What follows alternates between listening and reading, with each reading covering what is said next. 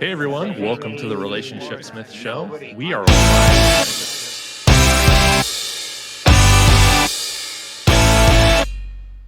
Before we let you go, I wanted to talk about some upcoming projects. I know Zaz has a real quick question, something he has a lot of interest in finding out if it's...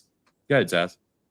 Yeah, just really quick because I know you guys can hear me super well. But you touched on this actually, Fawlty Towers. I read that you guys were planning on doing that and you were going to star in it. Is that still in the books? That was back in February. And again, well, that press release was like super premature and took all of us by surprise. But yes, actually, that's what I think I told you. We were in a writing session we're bringing on another writer or two, and one's a dear friend of mine. I can't say who, but that's fine at this point because it's not and does their name rhyme with Ina A? No, I'm just kidding. Sorry. Yeah. But we've been having a lot of fun with it. It's going to be a very different show. Like the only real carryover is Basil, for obvious reasons. Sure. And I think we've got kind of the premise figured out, but they announced it, and then my dad and I had stuff lined up for the next 6 months, and then there was the writer's strike, so that delayed it. Obviously, couldn't do anything during that time, and so he's in town for like 3 or 4 months in LA, which is great because otherwise we work over Zoom, which isn't as easy, but we're hoping to make a lot of headway here now. And it's been really fun. Like, I think it's going to be really funny. It'll be like, we want to honor all of the essence of the old stuff, but putting Basil Fawlty in this world, I think will be a lot of fun because Are you guys planning, again, this is super premature and I apologize if this is too much, but would this be like an ongoing series, or are you guys, the way you vision the writing, going to be like a story you're telling and then, after a season or two be wrapped?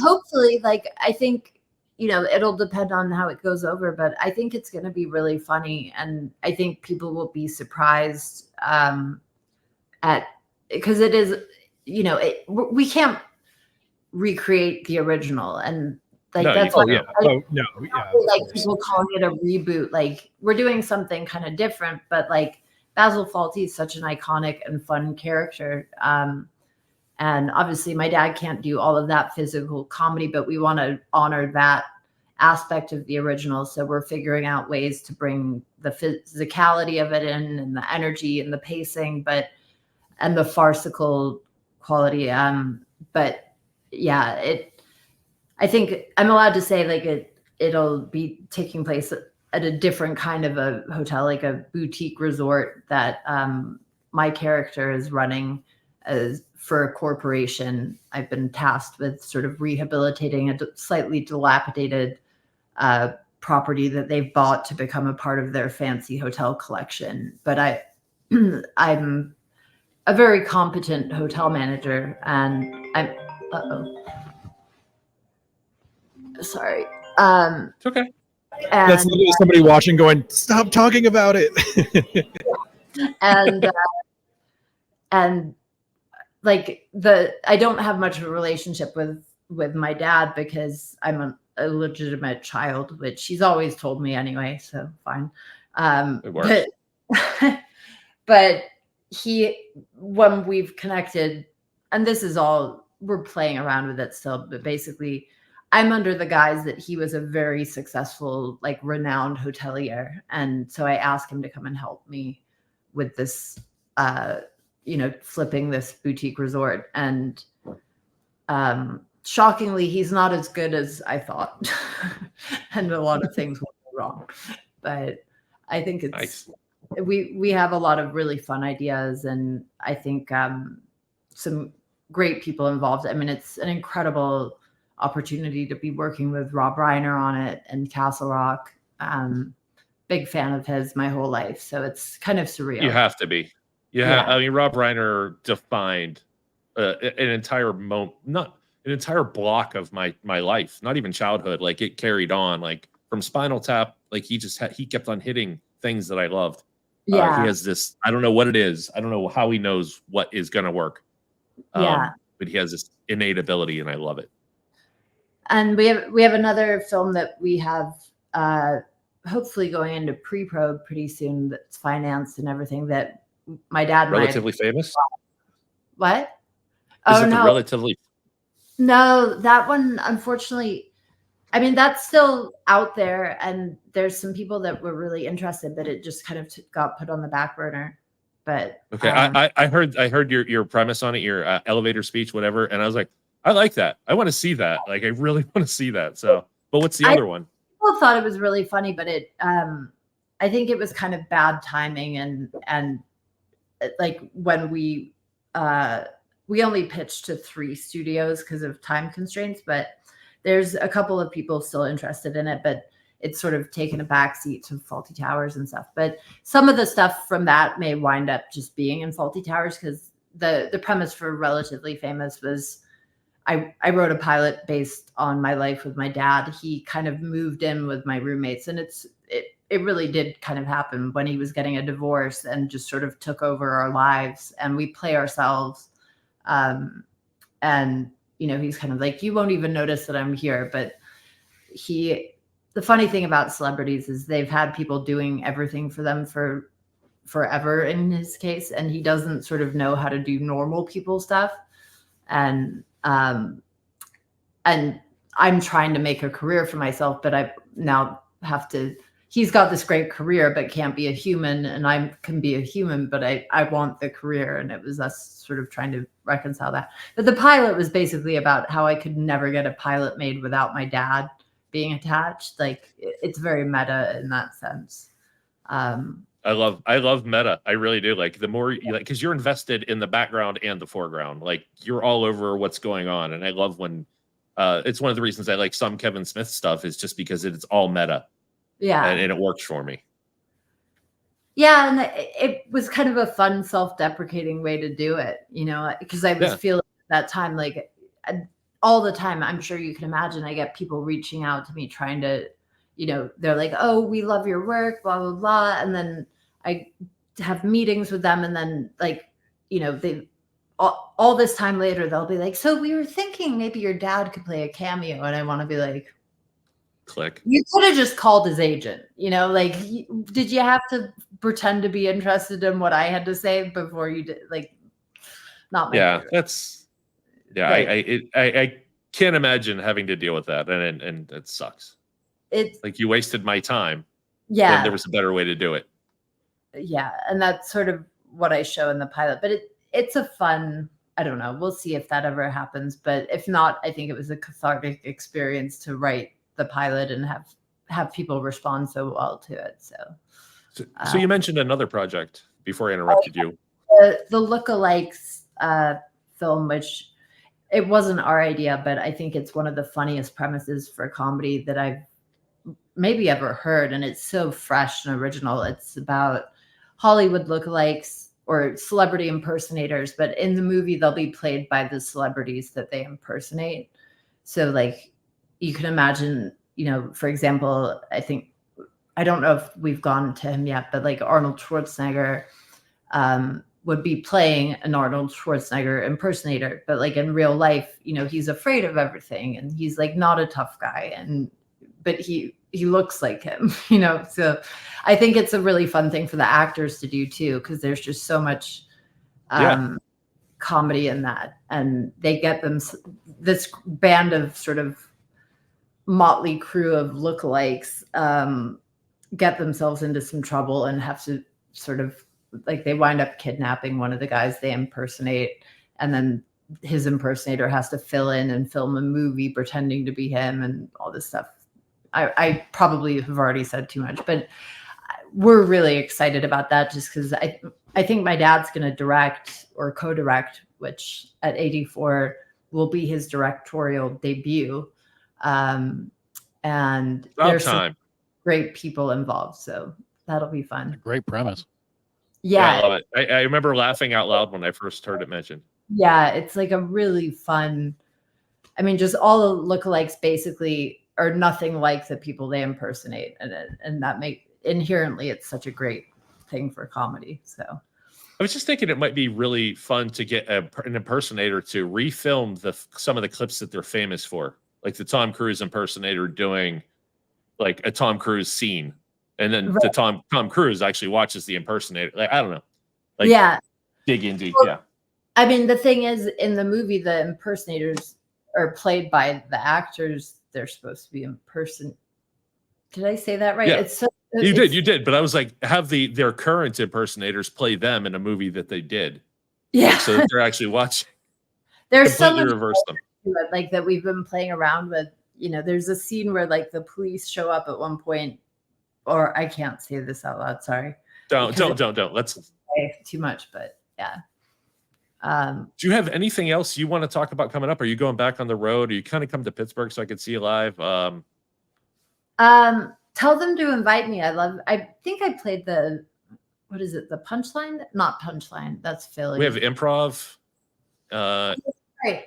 I need to go do some of my own dates. Like I normally open. I have a handful of people that I open for. One of whom is Steve Byrne. I don't know if you know him. I love Steve. Yeah, no, yeah. I went. He was just in Pittsburgh this weekend. Oh, really? I opened for him a few weeks ago out here, and I just love. He's such a good man, and he's so funny. And if you haven't seen it, he released a film a year or two ago that's really worth watching. It's really funny. The opening act, I think it's loosely based on his like coming up in comedy. And yeah, I love working with him, and he's from there. So maybe one day. Yeah, you've got another Steve connection here, actually. I think that you also opened for Steve Hofstetter, and he has a place here in Pittsburgh as well. Yeah. Oh, I forgot. Yeah, of course. He so Steve Byrne is from Pittsburgh, but now lives in Nashville. Yes. Hofstetter is a dear friend. Like he gave me a lot of opportunities when I first started out. He's a really good guy, and I've worked with him a lot over the years. We did a podcast. I was a co-host on his podcast when I first started doing stand-up, and him, and if you don't know Danny Jollis, who used to open for him all the time on the road, but has blown up in recent years, and for good reason. Check out his stand-up. He's so funny. He's I'll do that for sure. And really, like really original stuff. You know, because he's another white guy. And it's hard. Oh, gross. It's harder to be original when you're in like the majority, like vast majority demographic, you know. I know. So. Like everything I do, I'm like somebody. No, every idea I have, I'm like no. So, but I like doing this now. I do. It's hard to stay original because there's so much out there now with YouTube and everything. Yeah, and I'm glad it's there because then I know when I'm treading on like too close. Somebody will say, "Hey, that's somebody else is kind of doing that. Walk away." Well, that's the only frustrating thing is like if you have a premise that's similar to someone who's more famous than you that has a premise, you're always going to be accused of stealing from them. So it's like you have to just throw stuff out, which can be a little frustrating. But my dad's like stolen my jokes, or not stolen, but like he went on Conan and did a few of my jokes once. And then the next night, I didn't even know he'd been on Conan, and some woman came up to me, not knowing I was his daughter, and was like, "Just so you know, you stole those jokes from John Cleese." And I started laughing. I was like, "Actually, I'm his daughter, and he stole them from me." So that feels pretty good. Yeah, I'm not sure she believed me. She got all huffy and walked away. But I'm like, of course. I told him he could don't like reality tour, but like I was like, don't do them on television, please. And he didn't listen. So, anywho, it's been so fun chatting with you guys. I didn't realize how late it got, and I probably thank you so much. Work. No, thank you. It was a pleasure. You guys are so much fun. So was that guy. Great. Yeah. Weird. I don't know if he drank. Zaz, yeah, he had to take off. He's actually has an event that he was at that he has to go and do something for at as well. It didn't sound like he was just at home, unless he throws a lot of parties. So no, not wasn't that good. Yeah, none that were fun. Hey, thank you so much for your time. Thank you for talking to us. You guys I am I'm a slowly growing I'm a fan of yours. I want to see more. I want to consume more. Thank you for the work you've done in entertaining me and us. And you are, without a doubt, your own person. And when you came out on that stage, it was like a breath freshener of this is what we're getting, and then we could settle into this. I loved what you did, and that's I knew whenever you came out that I wanted to talk with you, and I was right. You're fun to talk to as well. It does mean a lot because I get so much trolling online and stuff like from people just being like, it's just because he's her dad and blah blah blah. So it's really nice to get that feedback. I really appreciate that. So I ruined your joke earlier, by the way. Before we got on air, before you jumped on with us, I was telling these two guys how much I liked your Oscar Pistorius joke. And so when you told it to us again on air here, I don't think it hit quite as well because I was so impressed with it. It was a great joke. Thank you. Really, really good. I love that joke, and I kind of need him to go murder someone again so he's relevant because like he's out now. But he needs to. Well, oh yeah, so there's a chance, right? There's a chance. Always stay hopeful. Always a chance. Stay hopeful. Yeah, especially it's funny in the UK. I could probably still do that joke because they're much more up to speed on references and stuff, like things that are in the news. But in America, if it's not politics, 10 minutes ago, people also don't read up on like news that's not immediately affecting them, I think, or like drama or crazy Trump stuff, True. Hey, real quick, one last question, and we're going to cut to our intro exit and get out of here. There was a Whitest Kids You Know skit that was written by John Cleese. Is he even aware that it exists? And it's them reading in a dramatic fashion a rejection letter for writing them a skit. That's pretty funny. I don't know. I'll ask him and I will text you and let you know if that's cool. Because I appreciate it. It's on YouTube. Just look up John Cleese, Whitest Kids You Know, and it's like 20 seconds. I'll show it to him because I doubt he's aware of it. I feel like I've heard mention of it before, but I'm actually going to write that down because I have no short-term memory, but I do want to look it up because that sounds great. But cool. Well, thank you guys so much. Thank you. Thank you. All right, go Josh, Google, play us out. And I'm going to Google the cat conspiracy, or bird. Sorry, the birds conspiracy. And Josh, have a good night, everybody. So much fun. Yeah, we're gonna play out and we'll get out of here. Go ahead, Josh. Have a good night. Good night. Hi, caller. You're on the air.